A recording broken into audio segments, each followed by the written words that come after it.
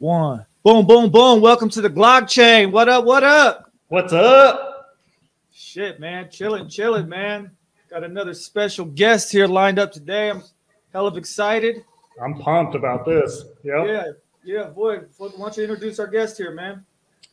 I can't even remember how I came across his tweets, but he started basically breaking down his thoughts about different projects, and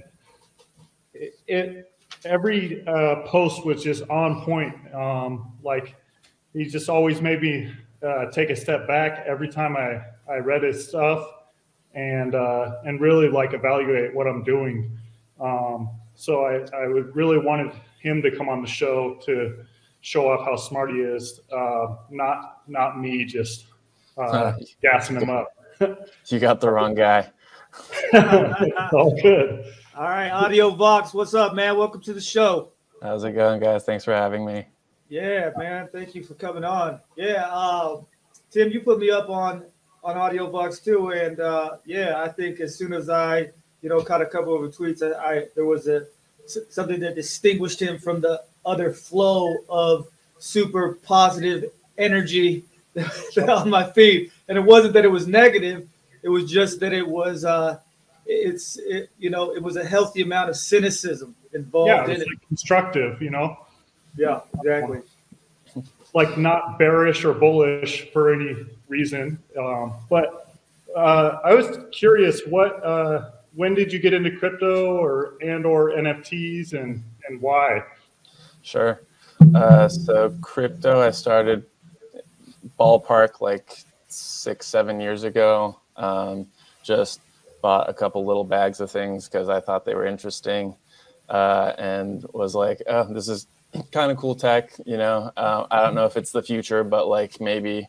And we saw a few pumps over the years and was like, well, I'm just gonna sit on it. Maybe it'll take me somewhere. Last year, around the time Top Shot came out, I got into that kind of early, and was like, oh, this is interesting tech too. Again, not sure that like in its current form it's the future, but like played with that a bit for a couple months, got out, missed kind of the era of what I call kingmakers, like where everyone was getting their Bored Apes and stuff, but kind of took a couple months off, came back, did a lot on ETH for a couple of months, and then got into Solana NFTs, and that's where I play most of the time now. So what was it about Top Shot that got you thinking or looking at NFTs? Or are you into basketball or something? Or I mean, I've always been a basketball fan. I'll rep the Jazz forever, but nice. I mean, just or why is that different? How is that different? From just John Stockton, Karl Malone, baby. That's why it's different. Exactly. Right. This guy knows.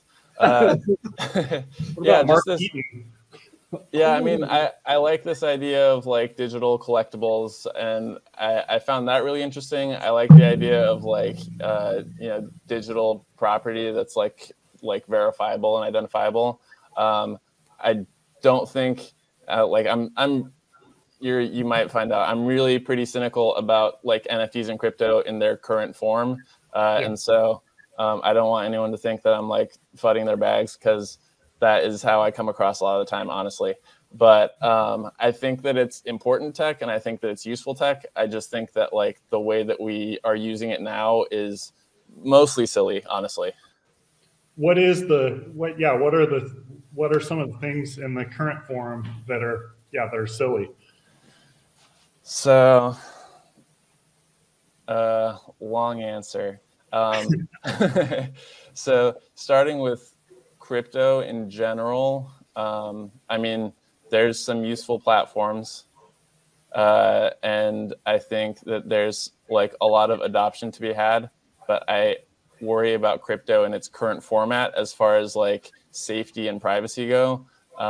Everyone thinks of crypto as like anonymous or like this whole trustless, permissionless thing. There's something cool about that, but if you think about it on like a mass adoption level, there is a huge privacy issue, right? Like imagine that I don't know enough about Solana Pay to like really say, but I know Solana Pay's coming up, and like imagine that, you know, everywhere that you go, you can like tap your phone and pay with Solana Pay. Unless there's some like privacy layer that basically like tumbles your address every time or something, right, and like kind of makes it a secret where your money is coming and going. Like just imagine that like you go to Target and it has like a certain wallet at this location, and like, you know, Solana gets faster. It's like 1 second finality or whatever for your transactions. And like, sure, you know, you go to a coffee shop and like, you know, I'm going to give an example. Maybe you're a pretty girl and you go to a coffee shop and the dude behind you knows like the wallet address of that coffee shop. And now he knows like pretty much everywhere else you went because he was the transaction after you. And he can know within 1 second, like what you're doing all the time. So in its current format, like mass adoption is kind of scary. And then NFTs right now, like I'm playing in the space. There's tons of money to be made, and we're all early into all of this stuff. And so like with more adoption, like honestly, a lot of us are going to do really well, but it does depend on other people getting in. There is like a bit of Ponzi-nomics to the whole thing. And then with NFTs in particular, we're getting sold a lot of stuff that is deceiving. Yeah. So is there like, do you have any ideas for solutions to that? Like, you know, that privacy layer? I mean, obviously you could have a burner phone for every single time you go to the coffee shop, but that doesn't make much sense. That sounds great for the environment, dude. Yeah, seriously. Yeah, I mean, if you like want to run out of wallet addresses, eventually that's kind of how to do it, right? Yeah, I mean, there's a couple like potential solutions out there. I know someone who's working on something like that, and so I don't want to like give away any trade secrets.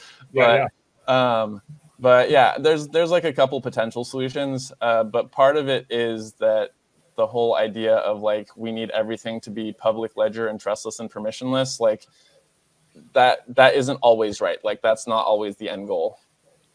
Yeah, that's interesting.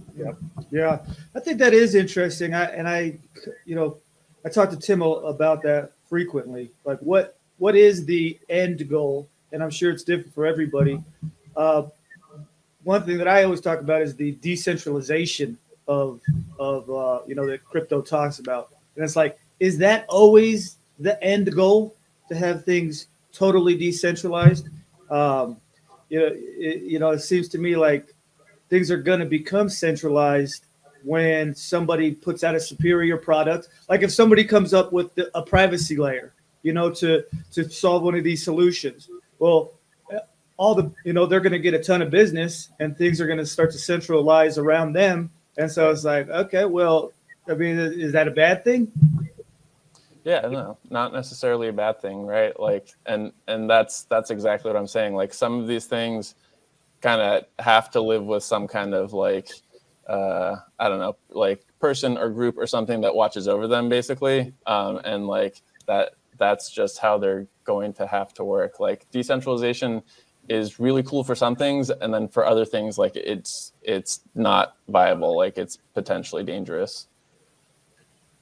Yeah, and that's a hard, balance, because there's this issue of like doxing, and if you're gonna, put some sort of rules around something, I don't know how far that can go. Just being programmed, right. I don't know what I'm trying to say here, but what do you see as the silliness in the NFT space? I'm curious about that too. Sure. There's a lot of stuff, man. The thing that I was talking about recently with a lot of people, and that honestly, the reason I posted that first article about like the NFTs with staking and tokens is that I felt like I was explaining that over and over again, and like I just wanted it to be one place so I could like link it to people and be like, here, this is what I'm talking about. So the trend right now, like huge trend in NFTs, is you buy your NFT and then you stake it, and we're going to give you this much of our token and it's worth this much, and you're going to have passive income. And like, who doesn't want passive income? That's like, the main thing. yeah, that's what we want, right? Like, we want to buy a few like assets or whatever, and we want them to sit there and pay us so that we don't have to like work, and we have time to do things that are important to us. Yep. So sounds good like, to me. Yeah, right. And so we're like getting sold this promise over and over again. And there's a couple situations where we think we see that it working, and I'm not going to name any specific projects. Again, not trying to FUD anyone's bags, but there's like a couple big projects that we see, and we're like, oh, these guys are getting paid like this much of their token, and it's worth this much, and so they're making this many dollars a day. And like, it seems like it's sustainable. It's been a couple months and they're still getting paid in this token, and the token price even went up a little bit. So like, these guys are getting real passive income. So let me buy this project that kind of looks like that, or that is modeled like that. And like, maybe I can get that too. Like, maybe I can hold this NFT and it's going to just pay me forever. And there's like a major issue with how all of them are set up, almost all of them. And like, it just the math doesn't work out. Like, we need to take time and like look into it and be like, where does the money come from? Well, that's the thing, right? Is when the system of paying out the bottom people, or the top people, comes at continually bringing in new people. It's like, that's where we have the Ponzi system coming into play here. So who's responsible for that though? Like, if you're buying into these Ponzi schemes, right? It's like, who do we blame? Is it silly the people buying into it? Is it silly the people that are running it? Like, so that's a really hard question. There's like a few ways to look at it. So I will tell you, I personally have a few like NFT projects that are built and sitting on the sidelines because I truly haven't like figured out a way that I feel like they give enough value that I would feel good about selling them. That said, like, I don't necessarily view it as predatory, but like, I will tell you that some of the people that I work with think of like, okay, well, if you're just gonna like, because I have, like I said, I have a couple projects, and I think one of them is like, looks really nice and is very marketable. But like, if I just sell it and like, it doesn't really give my buyers value, I don't feel good about it. And I can tell you, one of my team members is like, that's just predatory. Like, you are selling things to people who are getting into this space thinking that they're going to make a lot of money. And like, you know, if you're doing that, then like, you, in a way, you're a predator. And there, you can extend that to the moon and be like, well, like, you know, if I'm buying stocks to sell them to someone like more expensive later, am I being predatory? Like, I'm expecting it to go up in price. So like, I don't see it as predatory necessarily. I do think that people who are getting into the space like need to think a little bit harder about what they're doing and like look at things more.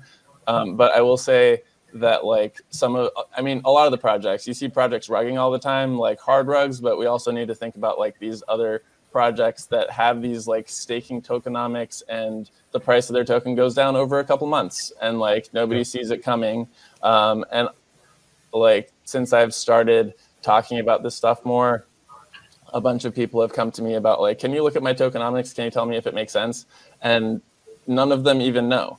Like, most of the people who are like building these projects, and they're like, we have like this many total tokens, this much is going to be for this much is going to be for staking, this much is going to be for a liquidity pool. Like, they're just making up numbers. Like, almost none of them have actually done like proper math modeling to say, this is how our token should be distributed over time, and like, this is how our token is going to maintain its value, because we're going to introduce this and this into it. We're going to have this revenue backing the liquidity pool. Like, none of them think about that. And not like, honestly, so many of them have come to me and been like, can you look over my tokenomics? And I'm like, well, where does the money come from? Like, how do you think that it's going to retain its value? Right. And almost none of them can answer that, but none of them have even thought about it. It just seems like everyone's doing this, and like, this is how you create passive income for people. But a lot of them are not trying to be predatory. A lot of them are trying to give their holders value, but they just don't understand that it doesn't work. Yeah, to me, one of the probably the thing that people aren't maybe looking at is like, if I buy your NFT, I stake it and I get your token, and then all I can do with that token is buy another one of your NFTs, right? Right. But the initial value of the NFT was partially based on the scarcity. Well, then me getting a token for you to create a new NFT, or it's really just playing against myself. Yeah, you're kind of diluting it each time, each iteration. Exactly.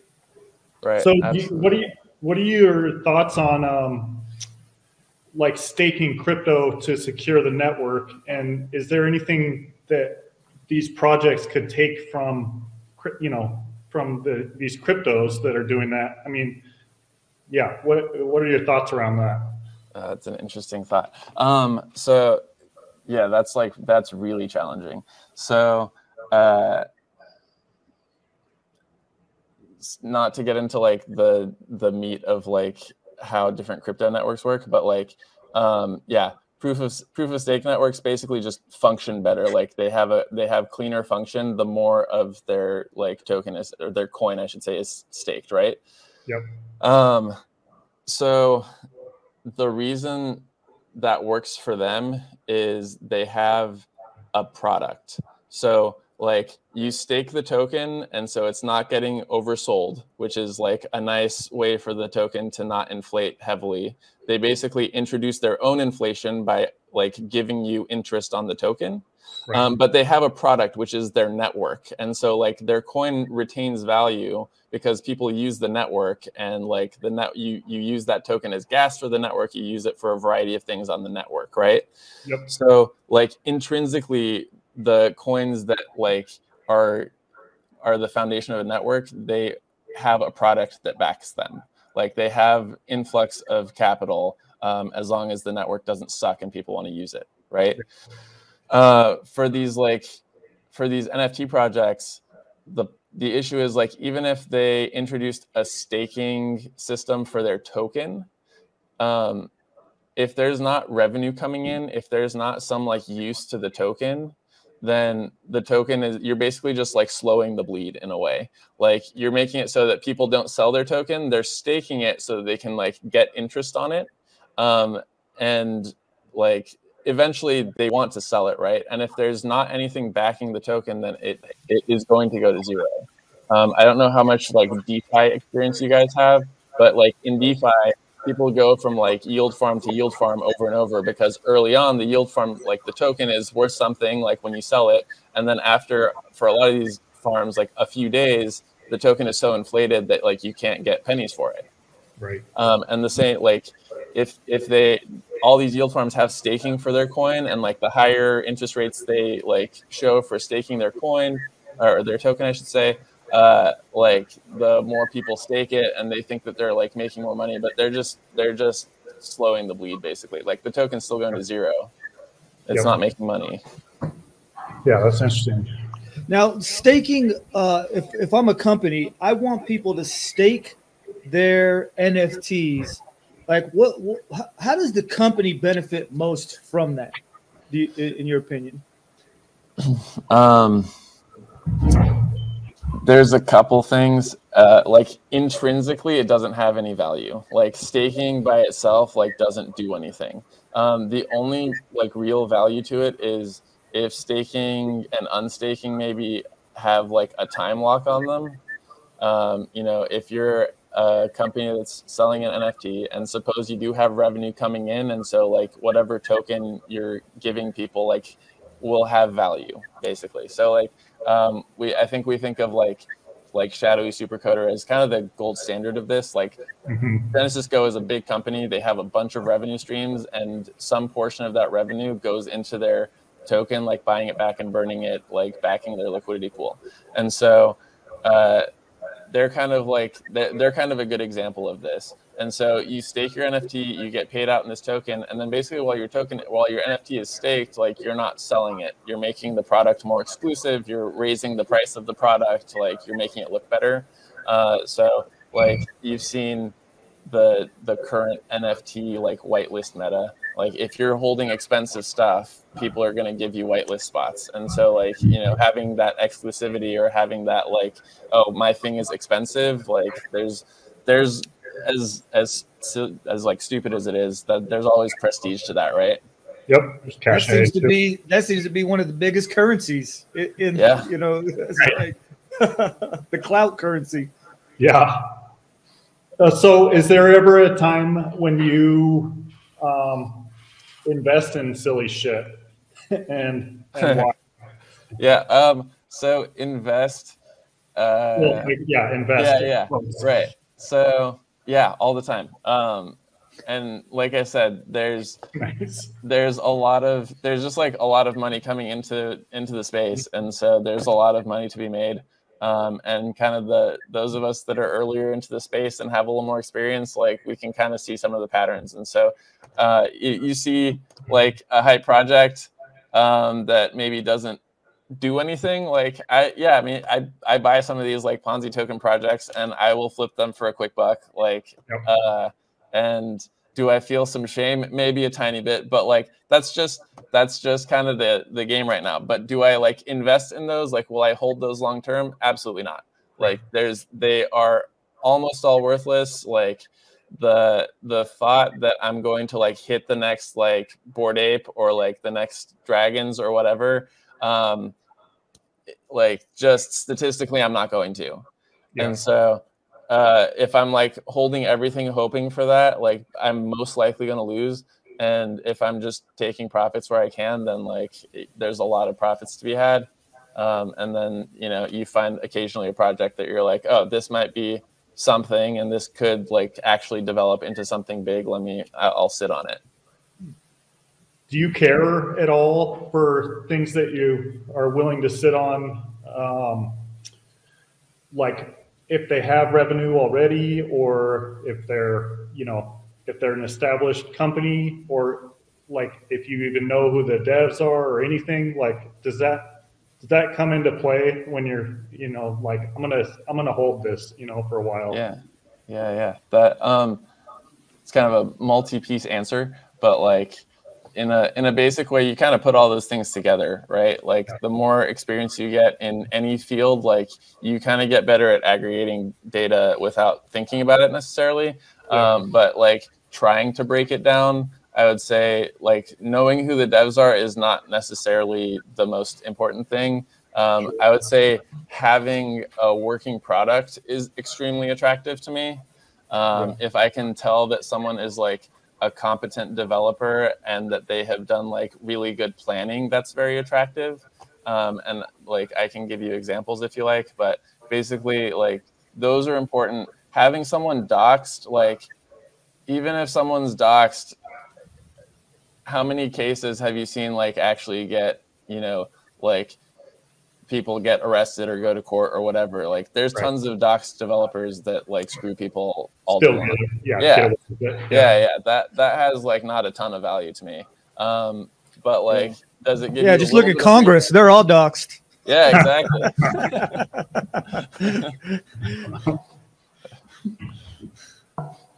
But yeah, I mean, there's a couple of projects. So like Stoned Apes, when I was first getting into it, they were like, oh, we built our Discord bot. So as soon as you mint, you can like verify your NFT. Like they built it themselves. I'm like, okay, there's someone on their team who has like a little bit of tech savvy. They, before they minted, had like, this is like basically our tokenomics, and it was like much more thorough than anything else. And I talked with a couple of them and was like, how are you guys figuring this out? And they were actually doing like proper math modeling to be like, this is like how we expect to go. And then based on like, you know, how long it takes for certain things or how much people are buying into certain things, then we adjust the prices. They have like their Nuked Apes collection coming out. That's like a burn mechanism for them. And like it's an upward scaling cost. So like the early ones cost a certain amount. And then after that, it's like a percentage cost that goes up, and they can like adjust that based on their model to like keep their token stable. On top of that, they like have external utility to their token. Like you can buy stuff with it at a discount. So it's like worth more than your money, you could like buy the token and get something that you want at a discount. And then they also have like a couple revenue streams that they're building. So like it's a project that makes sense to me in a lot of ways, and so that's like something that I hold. Yeah, that seems like a pretty easy way to put some utility onto, these collectibles, is to like, make some t-shirts, make some coffee mugs, make some hats, make some pins that you can turn these tokens into, acquiring something other than just the NFT. That seems like kind of the no-brainer that I could just be dumb, but I don't see that many different projects doing that. Yeah, and definitely not doing it well. I mean, you see like, oh, we're gonna have merch or whatever, but where's so it at? Roadmap, but I hardly ever see it. Yeah, and with all the creativity, and it just seems like it's just it's like the NFT. It's kind of like seems like, oh well, it's almost like a comic book thing. You know what I'm saying? Like it would be, or make a little plastic figurine of the character. That's a super easy way to translate that into real life and put some value, into those tokens. Yeah, exactly. Yeah. I like that. Yeah. So I just was reading, okay, I wanted to ask, do you have like a strategy? Well, so first of all, are you after passive income, like whatever that means, I guess, but sure. And like, what is your broad strategy for like building that up, if you do have that? Yeah, so definitely very into passive income, or like income that is like asymmetric for the amount of work that goes into it. Right. So I can tell you I've been like mining crypto for some time. Okay. There's some like maintenance. There's like a little bit of learning the tech involved in that, but it's fairly passive. And like scaling that up takes a little more effort, but like compared to working a day job, like it's a lot less work. Nice. So for me, that's like one approach. Certainly like investing in stocks. There's stocks that are going to do well over time. There's companies that are probably just not going to die and are going to continue to outperform. And so I think of that as like a way to grow my money. And then in like NFTs, I do look for projects that I think like, okay, this is basically me buying into a company that I believe in. Like, this is a company that I think could generate a lot of revenue. And if I'm getting revenue share on that company for like, a Solana or 2 Solana or something, and like potentially it scales huge, I mean, that's like what you want to hit, right? Yeah, of course. So there's definitely a lot of opportunities in NFTs right now that are extremely asymmetric. Like you're putting in a very small amount of money for potentially an enormous return, not just like flipping the NFT, but like some of these guys have really good ideas.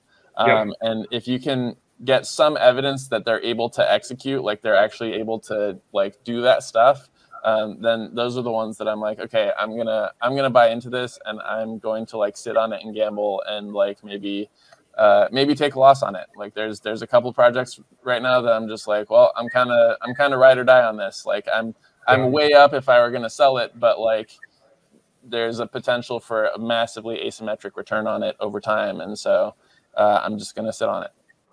Yeah. Is the Quantum Traders one of those NFTs? I think I heard you mention. Quantum Traders is a good example of a token that is backed, or at least will be backed by some revenue. So it's not like a pure Ponzi token. I'm waiting for them to build tools that I think will have wide adoption and like really generate revenue. I know they're supposed to announce something big, and they say revolutionary, in the next couple of days. So like Quantum Traders has like 2-year vesting on its tokens, basically. So like that's like 2 years of passive income, so to speak, but like it's not perpetual. I'm really looking for something that I'm like, oh, this is something that could just sit there for a really long time and become a brand, or like I don't know if you guys are familiar with Degen Coin Flip. I like lucked into that one day. Yeah, so that one I like found after the same day they minted, but after they minted, just by luck on Twitter, and was like, oh, this is an interesting idea. Like, I've seen a couple similar things, but no one's actually executed on it. But let me just like take a look. And then I went to their Discord and I saw that it was already like a totally functional product and people were using it. And I was like, oh, maybe I should just get in on this and like see. And, you know, the developers are completely anonymous. And for their project, that makes sense. But they have built like something really nice, and they are clearly very competent. And so that's one that I'm kind of ride or die on. I'm just like, well, I got in on day one, and my like however many X like on my investment that I've made by selling is there. But you know, if Degen Coin Flip is like Solana household name, so to speak, like people just go mess around on there every once in a while, then it's just got huge potential. And so I'm looking for things like that you can almost like set and forget and just collect, like a dividend, or almost. Yeah, exactly. As long as they're around, then right. They're good. Yeah, that's interesting. I guess time will tell, because Solana NFTs have only been around less than a year, right? I mean, right. Yeah. So that, do you have, or actually, this is some. Do you see any other network, any other cryptos, NFTs that are interesting like this? I'm like too deep into the Solana world to even know what's going on outside of it. Sure. For the most part. So like, is that even feasible on Ethereum or other networks to do these sorts of things? Not on Ethereum currently, just because like if you're going to distribute earnings, it would be impossible with gas. Yep. Unless you had like just enormous revenue. Where it's like worth it to spend a few bucks on gas every day or every week or however you want to do it. There are a number of networks that are like pretty cheap, like Solana. We'll see how those networks. Yeah, we'll see how those networks scale. I've played around on AVAX. So it's a little pricier than advertised when the network is congested, and the network definitely does get congested if there's something big going on.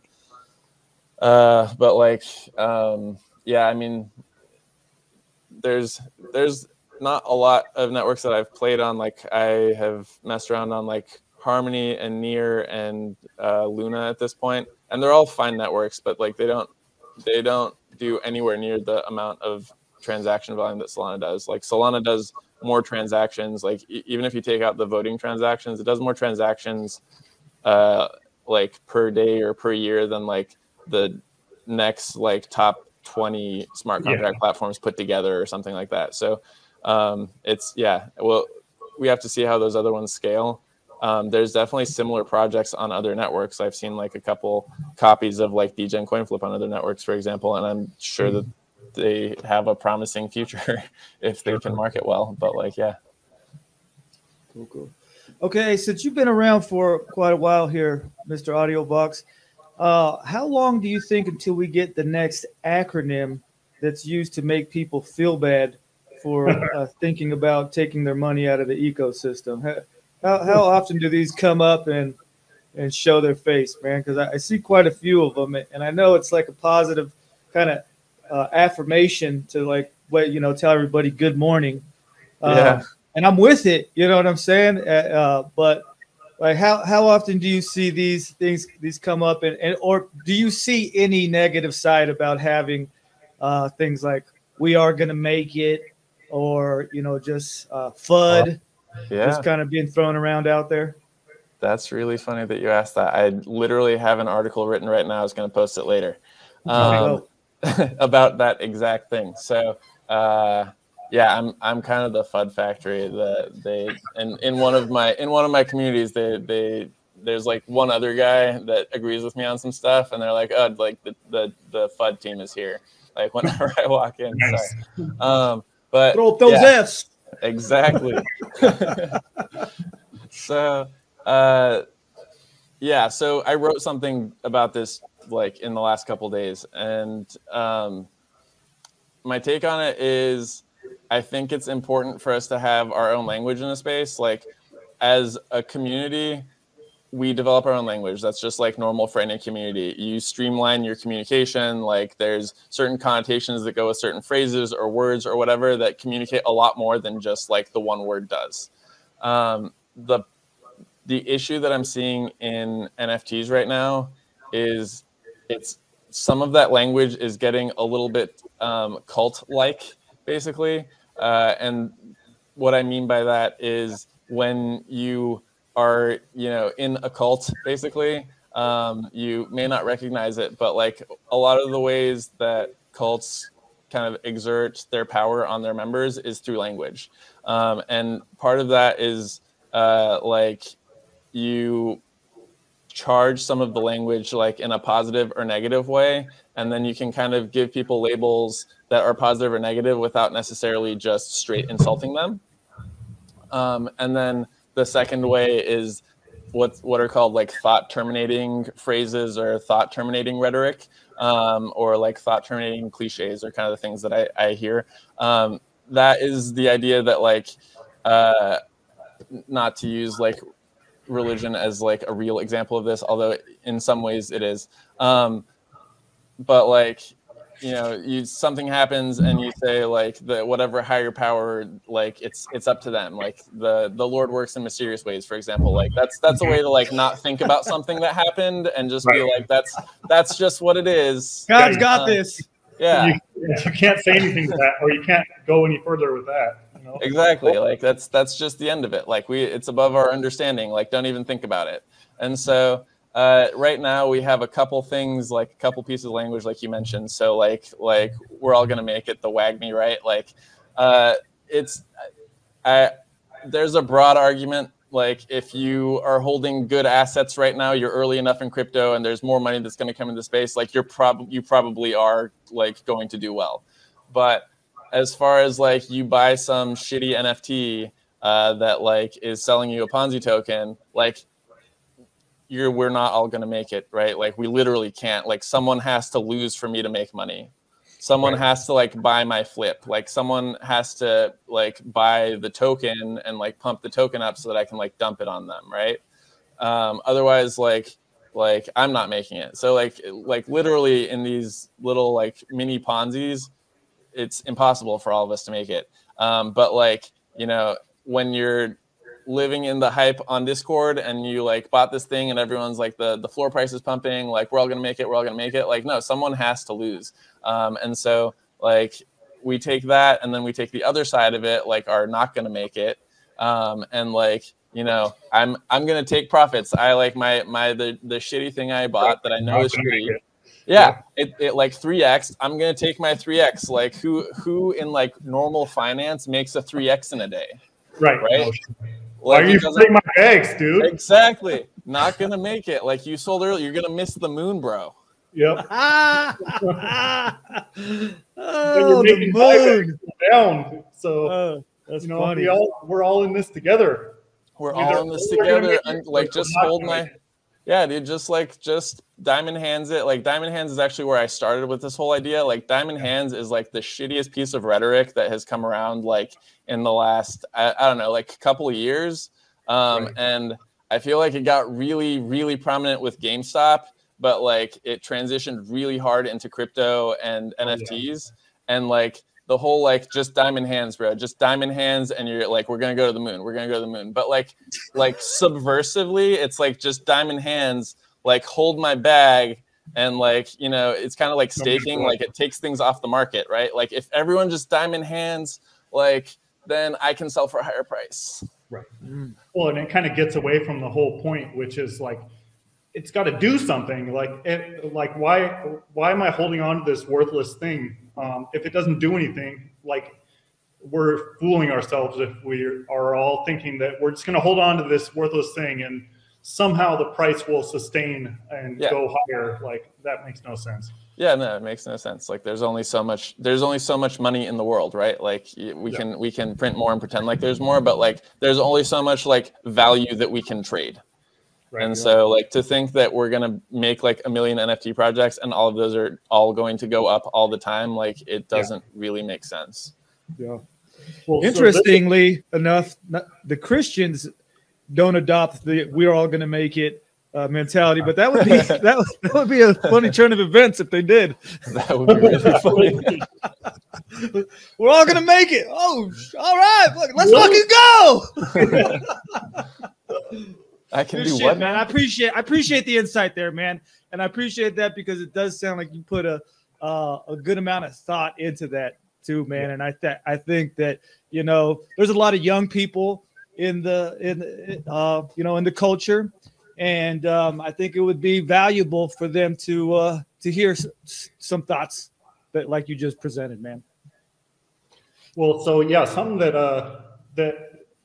I kind of switched when I got deeper into crypto was, you know, so my brother invests in stocks that he likes, like in companies that he likes, you know, and that he uses their products. And that's his strategy. He's like, I love Apple products, so I'm going to buy Apple. Like I like Teslas and I want a Tesla. I'm going to buy Tesla or whatever it is. And in his strategy with stocks and real estate, which is what I've kind of been doing, is buy and hold. You know, you just buy and hold. It goes up over time. There's the Warren Buffett way. But I've had to like reevaluate that take on crypto. And I was just wondering if you have any thoughts about that strategy applied to crypto, because sure. I haven't been doing it long enough, like the non-buy and hold strategy, to know if this is a terrible idea or, it just is a weird change in my mentality for investing. Yeah, it's just a different strategy, I think. So sounds like did you say your brother or your brother-in-law? Yeah, my brother. Yeah. Your brother. Yeah, it sounds like he just happens to like really good stocks. I mean, like those are companies that, you know, it's cool that he happens to like those products, but they're like disruptive in the space. They've got enormous market caps. Like they year over year have like growth and like significant growth in their earnings. Like those guys are not going anywhere. Yeah. And so it's like really easy to like pick those stocks basically that are like disruptive in the space and are always innovating. And like you can just expect them to go up because they are doing something. And like they have a significant amount of like support from regulators too, right? Like if something horrible happens to Tesla and Tesla looks like it's gonna like burn, like you better believe that people are gonna come like back it up, right? Like the government is not gonna let Tesla go down. Just like you know, the airlines didn't go down when they were all like in the like deep in the red the last couple of years. Like they're gonna get support. Crypto right now is just not like that. So if something bad happens to a project, I mean, there's a good chance that it will die. There's like some crypto right now, and you're gonna hear my cynical side, but like Bitcoin, probably very safe because there's so much more adoption of it than anything else. There's like a lot of like institutional adoption now. Banks are buying it, like Wall Street's in it. Like I know that there's like a lot of stuff going on as far as like, oh, how is it going to be regulated in the next couple months? Biden's task force, blah, blah, blah. But like, that's just a matter of like, who's going to make money off of it more than like, as far as I'm concerned, I doubt that it's going to be like, oh, we're just going to ban Bitcoin now. Cause like, that's going to screw a bunch of like banks and huge American companies like MicroStrategy and Grayscale have enormous bags. And if you like tank a couple of huge companies like that, that is not healthy for the economy. So like, it's not going anywhere. even though at this point Bitcoin is just shit tech, like it is not. It's where if you want to like pretend that it's a store of value and we all agree on that, then I think that's like a beautiful thing. It's like very pristinely built for that. But like as far as like is it like the future, or like is it, you know, permanent? It's probably the most permanent one right now. I can see Bitcoin surviving for sure for like 5 years. 10 years I'm like a little shaky, and then like more than that, like I really don't know. You know, where it's only existed for 12, 13 years, like who knows like how long it's going to live before something that is way better, we're like, actually we should just switch to this. Like Ether, by the same token, it's just got like a big first mover advantage. They're really slow to move, but like it's pretty safe. It's not going anywhere. There's tons of apps built on it. Tons of people use it. There's a shit ton of like TVL and their DeFi. Like it's just not going anywhere. Solana is like my Ether hedge, basically. Like if Ether keeps being super slow, like Solana is going to take a big part of their market cap. Solana is like hyper functional, right? We talked about it's got more transactions than the next 20 networks combined. So like if someone is going to take a lot of ETH's market cap, I think it's Solana. And then for me, my hedges to that are like Phantom, Luna. I secretly think Harmony is actually like a really smooth network. And like all of those things I have some bags in, but also I know that like I might have to get out of them, because like they're all really young and who knows if they're going to last. And if something bad happens to one of them, like, yeah, there's no one's going to bail them out, basically. Right. Which it's kind of a beautiful thing, you know. That's the new acronym we need to come up with. NGSU. No one's gonna save us. Beautiful. Everyone's gonna save us? No. GGSU. Government gonna save us? Probably not. Hey, well, shit. AudioVox, man, you've come through and blessed us, man, with your presence here, man, and just, I think, really being a grounding energy, man. It is very refreshing to hear, man, and you do so with such a positive attitude too, man. So it's like you're not just coming on here like, you know, a lot of these mainstream talking heads just shitting on the technology. You know, you've done the research, man, and you obviously have a passion and a care for it. And I think that to me, even man, though we're flooding our bags, it's we do appreciate it. No, I think it's this type of energy really that's going to weed out the bad from the good, and make the best rise to the top. For sure. I appreciate it, guys. Yeah. So hey, check out AudioVox, man. He's on what is that, at AudioVox on Twitter? Yep. AudioVox VG. Yeah.